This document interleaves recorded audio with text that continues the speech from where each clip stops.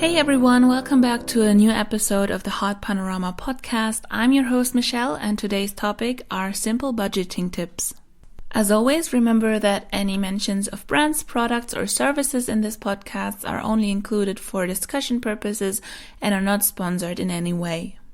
Before I dive into today's topic, I'd like to apologize for the delay of this episode. It's just been really busy, but before I bore you with any excuses, I will get right to it. So, as I mentioned, I would like to talk about budgeting. Knowing how to deal with money and how to save it always comes in handy. I think there is no way to argue with that. So, I think budgeting is one useful method to do that.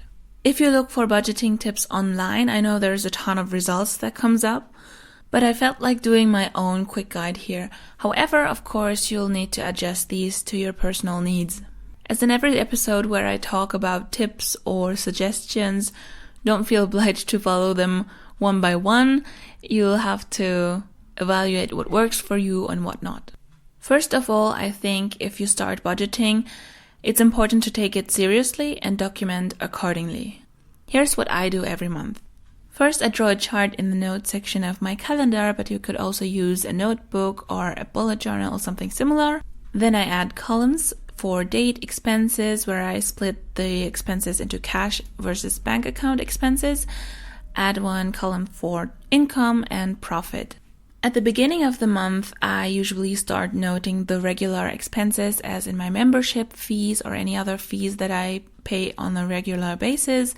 Then I also add regular monthly budgets for food or gasoline. Everything that goes above that will be noted separately.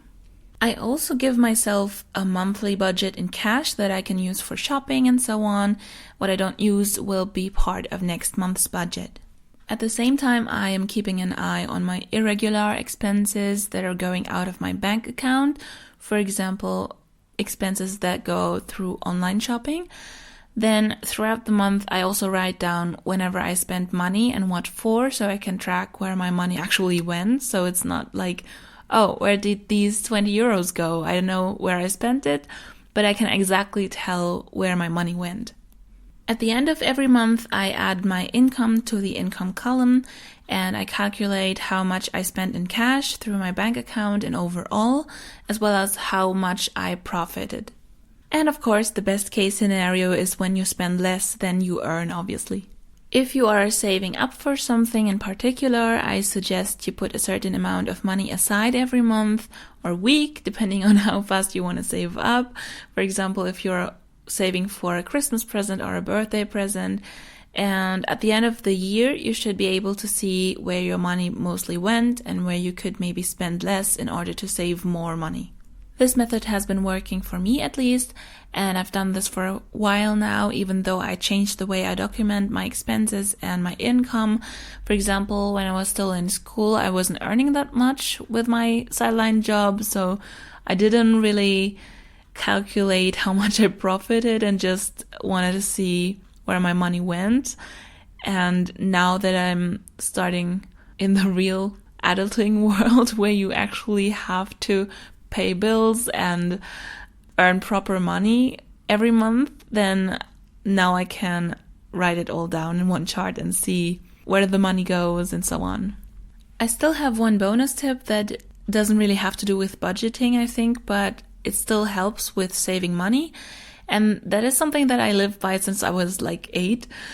And this is that I always think twice about whether I really need something. When I see something in a store and I feel like this is really nice or this is really pretty and I want this so bad, but I go back and think properly about it. If I really need this, if it will really be used in everyday life. And often I realize that it's just something nice that I would have wanted in the moment, but would probably have just left lying around in the house.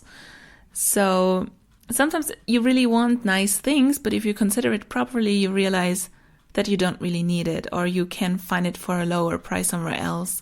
So that's something that I've always tried to consider, that whenever I see something that is awesome or that I think it is awesome, I don't immediately buy it. I hope my ideas in this podcast help you, and as I said, you don't have to follow them all, but you can always adjust them here and there to make it work for you.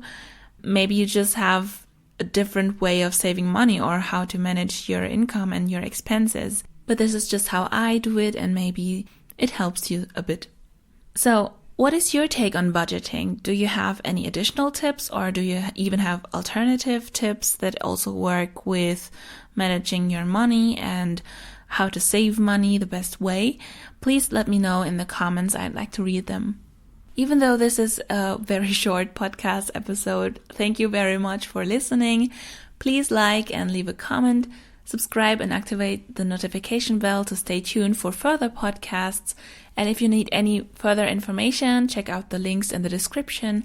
Until next time, believe in yourself and do what you love. Take care. Bye.